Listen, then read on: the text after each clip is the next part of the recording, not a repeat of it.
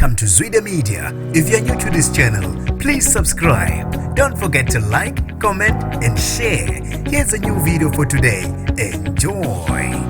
Ushonele ezintanjeni zikagesi owesilisa okukholakala ukuthi bentshontsha amakhebuli emzileni wesitimela emobeni isitethekwini ngomgqibelo. Nginibingelele ngiphinde nginamukele kuphinda kuphi lanibela khona le video. Mangoqala usijoinele likhasi wamoyelekile igama lami usibonga konke wakandwanda mothanda ungangibiza intatheli eka YouTube. Ngicela usilandele ku Instagram @zwide_media. Iphelele esicongweni esitanjeni zikagesi impilo yendoda ebanjwe ugesi iyashona okusolala ukuthi bentshontsha amakhebuli emzileni omobeni eThekwini East. Isitumbu sendoda eneminyaka engu-28 sithulwe phezulu ezitanjeni zikagesi okusola ukuthi ibize. Isithombe sikamufe lenga ezitanjeni zikagesi sesisabalale ezinkundleni zokuxhumana nakuFacebook. Okhulumela amaphoyisa akaZulu-Natal Lieutenant Nqobile Gwala uthe amaphoyisa asesiteshini saseBrighton Beach avule idokodo lokuphenywa ngokushona komuntu. Uthe kukholakala ukuthi umufi obentshontsha amakhebuli ngesikhathi ebanja ugesi ngomgqibelo